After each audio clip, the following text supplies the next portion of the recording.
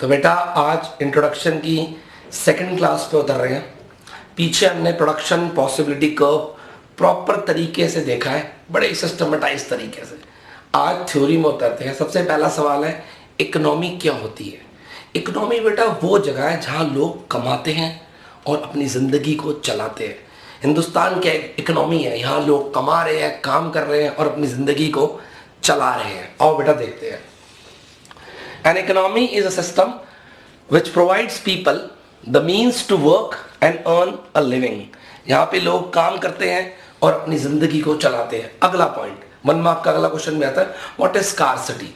Scarcity means बेटा चीजों की जो सप्लाई है वो इस समय कम है और डिमांड बहुत ज्यादा है। तो क्या बोलेंगे? Limitation of supply in comparison to its demand.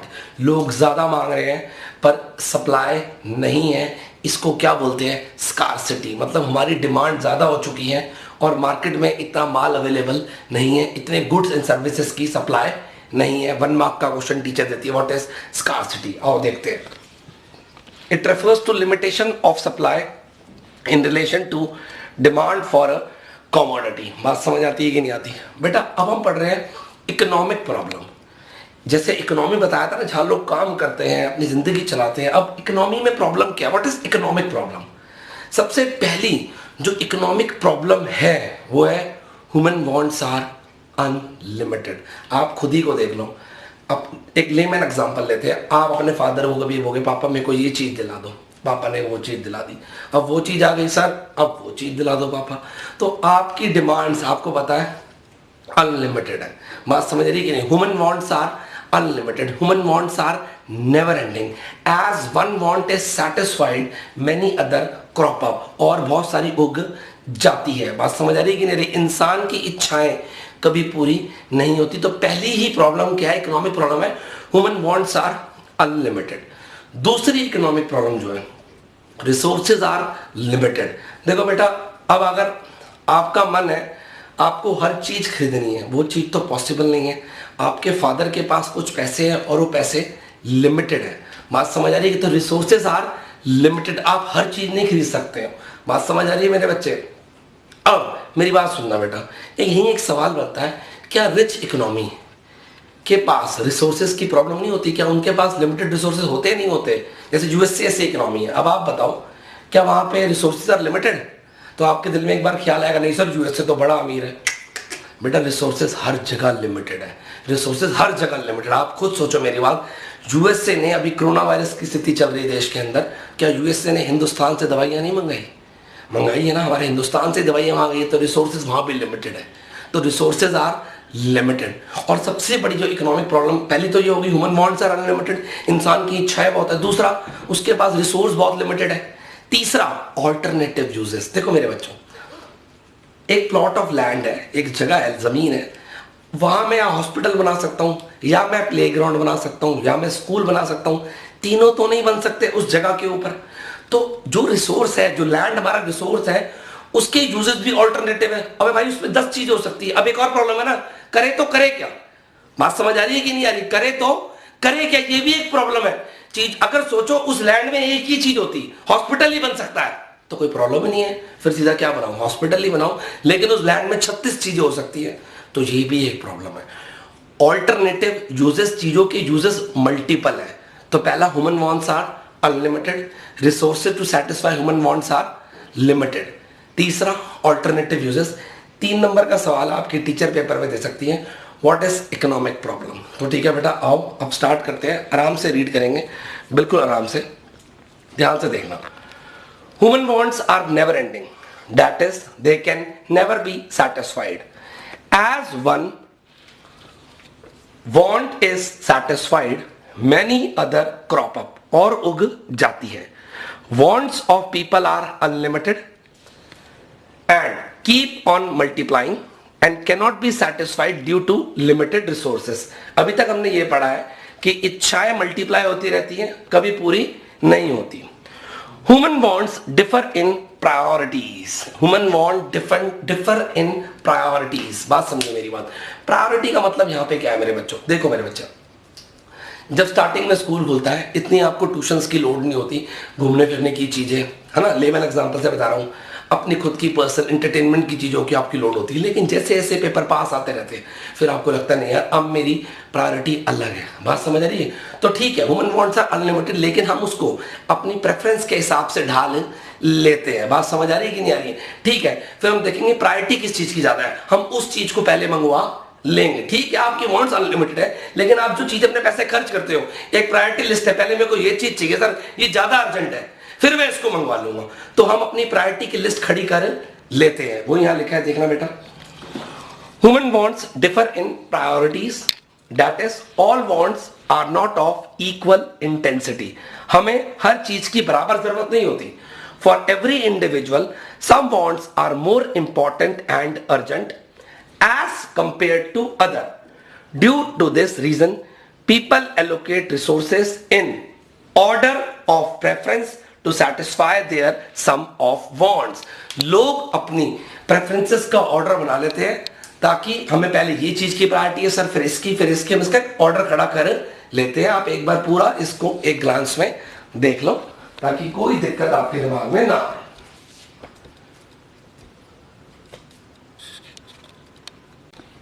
तो बेटा अब एक बार पहला देख लिया, ह्यूमन वांट्स आर अनलिमिटेड। अब अगला है resources to satisfy wants are limited, मतलब रिसोर्सेज आर स्कार, है ना बेटा। यहां मैंने आपको बताया था कोई भी इकोनॉमी हो, कोई भी ऑर्गेनाइजेशन हो, रिसोर्सेज सबके पास लिमिटेड है। मैं हूं, आप हो, रिसोर्सेज सबके पास लिमिटेड है। ये नहीं है कि रिसोर्सेज अमीरों पे ज्यादा है, कहीं ना कहीं वो भी लैक करते ही है। यही इस पॉइंट से हमें सीखना। 1 मार्क का क्वेश्चन दे थी टीचर, क्या रिच इकोनॉमिक प्रॉब्लम फेस नहीं करती? मैम करती है, क्यों नहीं करती? हर इकोनॉमिक प्रॉब्लम को फेस करती है। बात समझ आ रही है? आओ बेटा, रिसोर्सेज जैसे कि लैंड, लेबर और capital are limited in relation to their demand and economy cannot produce all what people want. हर चीज नहीं बनाई जा सकती जो लोग चाहते हैं। It is a basic reason for existence of economic problem. बात समझो मेरे बच्चों, अगर आज मेरे पास अनलिमिटेड पैसे हैं तो जीवन में कभी कोई दिक्कत ही नहीं है। दिक्कत तभी तो आती है कि रिसोर्सेस स्कार है, पैसे कम है, चीजें कम है, तभी तो दिक्कत आती है। आज अनगिनत करोड़ों रुपया है तो फिर क्या प्रॉब्लम है? हर चीज ले लो। तो सबसे बड़ी प्रॉब्लम ये है हमारे पास रिसोर्सेस कार है। तो इकोनॉमिक प्रॉब्लम का एक बहुत, इकोनॉमिक प्रॉब्लम के अंदर 3 बातें हैं। ये बात भी बहुत क्रूशियल रोल प्ले करती है कि हमारे पास पैसे ही लिमिटेड है, हमारे पास रिसोर्सेज ही लिमिटेड है। बात समझ आ रही है कि नहीं आ रही है? आओ मेरा फिर से पढ़ते हैं इस लाइन को यहां से। It is a basic reason for existence of economic problem in all economies. Scarcity is universal. Scarcity हर जगह है and apply to all individual. हर बंदे के पास रिसोर्सेस कार है, ऑर्गेनाइजेशन, हर कंपनी के पास रिसोर्सेस कार है, and countries.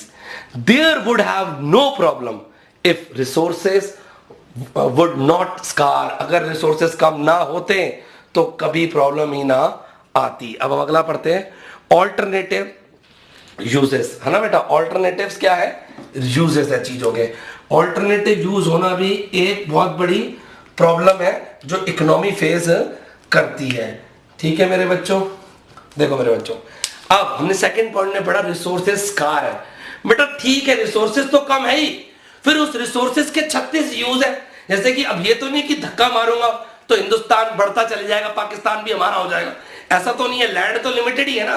Resources are not only scarce, land केवल कम ही नहीं है पर उसके यूजेस भी बहुत ज्यादा हैं। उसी लैंड पे हम 100 काम कर सकते हैं, ये भी एक प्रॉब्लम है। अगर लैंड पे एक ही काम कर सकते हो तो कोई प्रॉब्लम ही नहीं थी, फिर तो वही करना है। तो resources are not only scarce but also have alternative uses. This is also a problem. बात समझ आ रही है कि नहीं आ रही है? आओ पढ़ते हैं। Resources are not only scar, but it can be put to various uses. The same resources cannot be used for more than one purpose. For example, a plot of land can be used either for farming or playground. है ना मेरे बच्चों, एक ही काम हो सकता है, या फसल उगा लो या वो लैंड पे खेल लो। Its implication is that a resource can be used at a time for only one purpose. बात समझ आई? एक बारी में पूरा देख लो मेरे बच्चों, बिल्कुल आराम से कंफर्टेबल फील करो। तो बेटा अब मैं आपको इकोनॉमिक्स का मतलब बताने वाला हूँ। ये जो इकोनॉमिक्स पढ़ते हैं ये है क्या चीज़, सुनो एक लेमन एग्जांपल देता हूँ। बेटा आपके पूरे घर में आपकी मदर या फादर कोई भी पैसे सबके पास होते हैं, इस यूनिट पे पैसा होता है तो यही सबको डिस्ट्रीब्यूट करती है। अब सपोज करो मदर के पास पैसे है लिमिटेड, कुछ पैसे दिए गए आपकी मदर को आपके फादर के द्वारा, कुछ पैसे लिमिटेड है। अब उन पैसों के यूज तो बहुत सारे हैं। एक तो पैसा लिमिटेड है मम्मी के पास, फिर उसके यूज बहुत सारे, घर में हर सामान लेके आना है, ऐसा तो नहीं है कोई सामान लेके नहीं आना है ना। उस मतलब एक तो लिमिटेड रिसोर्सेज मम्मी के पास, ऊपर से ऑल्टरनेटिव यूजेस, वो जो पैसा मम्मी के पास पड़ा है उससे बहुत सारी चीजें होनी है। आपकी स्कूल की फीस भी भरनी है, आपके एंटरटेनमेंट के पैसे भी देने हैं, आपके खाने के पैसे भी देने हैं। तो पहली बात पैसा लिमिटेड, दूसरा ऑल्टरनेटिव यूजेस, ठीक है। फिर आपकी मम्मा आपके लिए गुड्स लेके आएगी, है ना। जो पैसा होगा, पैसे के तो 36 काम होंगे, हर चीज आ सकती है, पर मम्मा कुछ तो लेके आएगी घर में उन पैसों से, तो जो उनको लगेगा बेस्ट ले आएगी। फिर क्या करेगी, बेस्ट लाके कुछ आपके छोटे भाई, बड़ी बहन या छोटी बहन या बड़े भाई, कुछ अपने लिए, कुछ अपने हस्बैंड के लिए, कुछ ना कुछ सबको डिस्ट्रीब्यूट करेगी ना। यही इकोनॉमिक्स है। रिसोर्सेज लिमिटेड है, ऑल्टरनेटिव चीजें से हमें चीजें बनानी है, उन्हीं से हमें गुड्स बनाने हैं और वही लोगों में डिस्ट्रीब्यूट कर देने हैं। अब इसी चीज को आप देश के लेवल में सोचो। हमारी इकोनॉमी के पास लिमिटेड रिसोर्सेज है, चाहे वो लैंड हो, चाहे वो लेबर हो। अब ये तो नहीं है कि लेबर अबंडेंस में अवेलेबल है, भाई रिसोर्सेज तो लिमिटेड ही है ना, पॉपुलेशन तो लिमिटेड ही है ना। अगर मैं 1000 काम करना चाहता हूं तो उतनी लेबर अवेलेबल क्यों हो जाएगी, बात समझो। तो कहता है रिसोर्सेज लिमिटेड है, फिर हर रिसोर्स के जो है वो ऑल्टरनेटिव यूजेस है। अब एक लेबर सारे काम कर सकती है, हर चीज सीख सकती है, पर करेगी तो एक ही काम, पर करेगी तो एक बारी में एक लेबर एक ही काम करेगी ना। सपोज अगर कोई एक लेबर कहीं पे टाइल लगा रही है तो एट द सेम टाइम वो दूसरा काम तो नहीं कर सकती ना। तो इकोनॉमी के पास भी लिमिटेड रिसोर्सेज है और उन रिसोर्स के ऑल्टरनेटिव यूजेस है। फिर हमें चीजें प्रोड्यूस करनी है, इस लेबर से ये काम करवा लो, उस लेबर से ये काम करा लो, ये प्लॉट ऑफ लैंड है, इसको इस पे स्कूल बना लो, इस पे कोई मॉल बना लो। बात समझ आ रही है कि नहीं आ रही, इस पे कोई कॉलेज या यूनिवर्सिटी बना लो। तो पहला लिमिटेड रिसोर्सेज, ऑल्टरनेटिव यूजेस, फिर उनसे उन रिसोर्सेज से हम चीजें बनवाएंगे। बात समझ आ रही है। फिर जो चीजें बनेगी फिर वो लोगों में डिस्ट्रीब्यूट कर दी जाएगी। यही इकोनॉमिक्स है। अगर सोचो सारी की सारी लेबर मैंने BMW बनाने में लगा दी, ऑडी गाड़ी बनाने में लगा दी, तो मेरे बच्चों औरों का क्या होगा। जो लोग गरीब लोग हैं, जो भैया मेरे जैसे लोग हैं, जो आप जैसे लोग हैं, मिडिल क्लास लोग हैं, उन लोगों का क्या होगा। उनके लिए भी तो चीजें बनानी है। जो लोग बाइक अफोर्ड कर सकते हैं, जो लोग साइकिल अफोर्ड कर सकते हैं, जो लोग छोटी गाड़ी, उनके लिए तो चीजें बनानी है। सारे के सारे रिसोर्स BMW में कोई लगा देने हैं, तो बड़ेगी सोच समझ के देश की प्लानिंग करनी है। रिसोर्सेज लिमिटेड है, प्लस उनके ऑल्टरनेटिव यूज है। वो लेबर 36 जगह जा सकती है, वो प्लॉट ऑफ लैंड 10 जगह अप्लाई हो सकता है। हमें सारे लैंड पे स्कूल ही बना दिए तो बेटा क्या हॉस्पिटल नहीं बनाओगे। बड़ा ये प्लान करना है। लोगों को इकोनॉमिक्स का मतलब ही नहीं पता।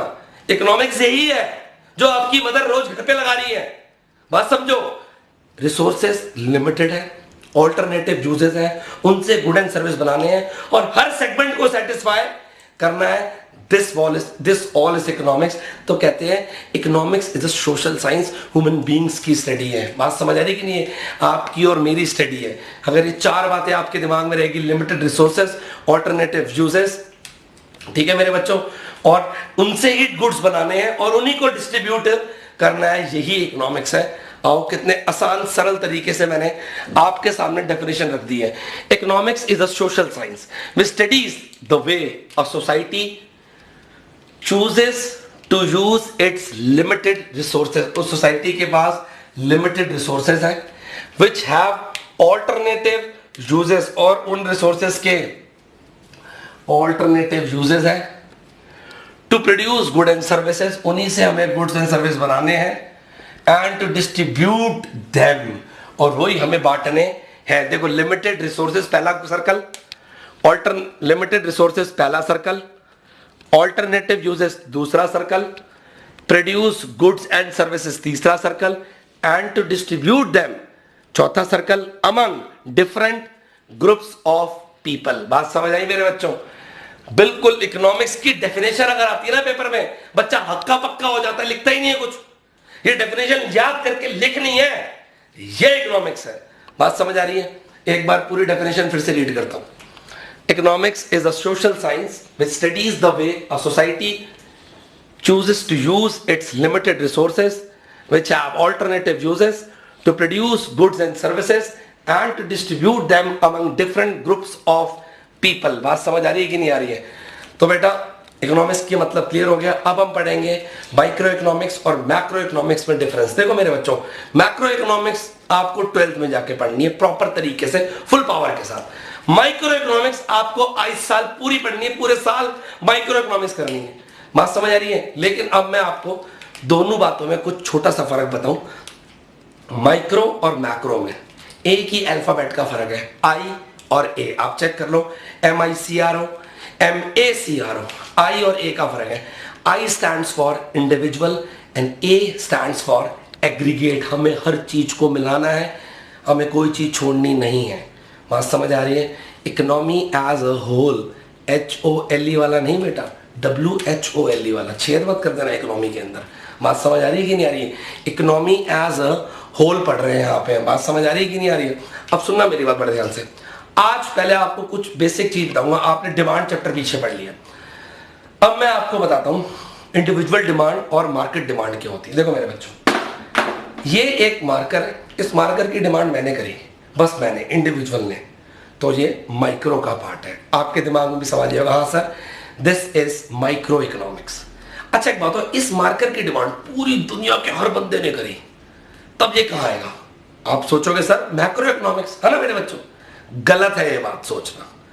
अगर इस पेन की डिमांड पूरी दुनिया करेगी ना मेरे बच्चे, वो बनेगा मार्केट डिमांड। मार्केट डिमांड, इसके अंदर बस ये पेन ही कवर हुआ है, ये पेन ही कवर हुआ है। क्या इसके अंदर ये बोर्ड आया? क्या ये बोर्ड आया इसके अंदर? क्या ये कैमरा आया जिससे आपकी रिकॉर्डिंग शूट हो रही है? क्या ट्राइपॉड भाई साहब आया जिसपे खड़ा हुआ है? क्या हर चीज कवर हुई है? मैंने बोला है मैक्रो मतलब इकोनॉमी एज अ होल। मैंने बोला पूरी दुनिया ने मार्कर की डिमांड करी, तो बेटा बस मार्कर ही तो आए हैं। अभी भी इस स्टेटमेंट के अंदर इंडिविजुअलनेस नजर आ रही है। अगर इस मार्कर की डिमांड पूरी दुनिया ने करी तो उसको बोलेंगे मार्केट डिमांड, और इस मार्कर की डिमांड मैंने करी तो इसको बोलेंगे इंडिविजुअल डिमांड। और मार्केट डिमांड और इंडिविजुअल डिमांड दोनों माइक्रो का ही पार्ट है। तो सर फिर मैक्रो क्या है? मैक्रो का रियल लाइफ में कोई एग्जांपल ही नहीं बोल सकता। क्यों? क्या आप ये बोलोगे सोफा, पंखा, ट्यूबलाइट, मार्कर, AC, हर चीज के नाम कोई बोल पाओगे? बात समझ आ रही है कि नहीं आ रही है? तो इस पेन की डिमांड मैंने करी, इंडिविजुअल डिमांड, माइक्रो में पढ़ेंगे। इस पेन की डिमांड पूरी दुनिया के लोगों ने करी, मार्केट डिमांड। तो सर क्या है मैक्रो? मैक्रो में वर्ड इस्तेमाल होता है एग्रीगेट डिमांड। क्या इस्तेमाल होता है? Aggregate demand.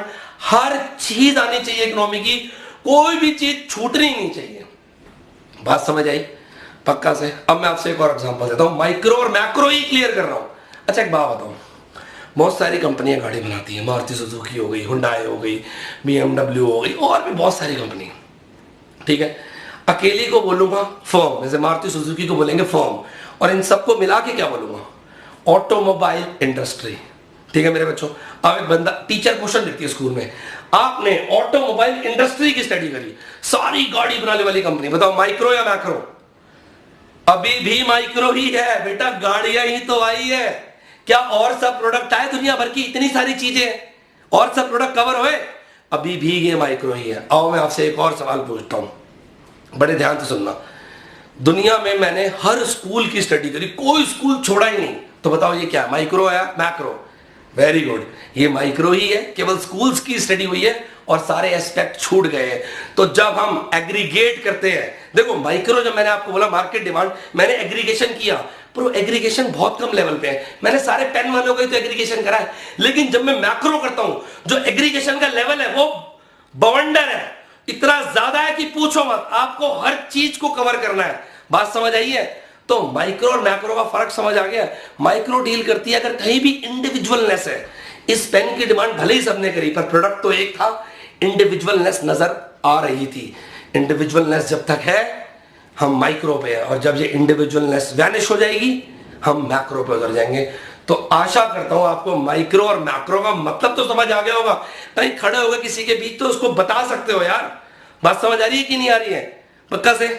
आओ अब पढ़ते हैं माइक्रो इकोनॉमिक्स, जिसका दूसरा नाम है हमारी प्राइस थ्योरी। बात समझ आ रही है कि नहीं आ रही है? माइक्रो इकोनॉमिक्स, इसका दूसरा नाम है प्राइस थ्योरी, और मैक्रो इकोनॉमिक्स जिसका नाम है income theory. Micro economics is that part of my economic theory which studies the behaviour of individual unit of an economy. Macroeconomics is that part of economic theory which studies the behavior of aggregates, economy as a whole, aggregates of the economy। बात समझ आई? एक बार पूरा ढंग से देख लो बिल्कुल board मेरे बच्चों।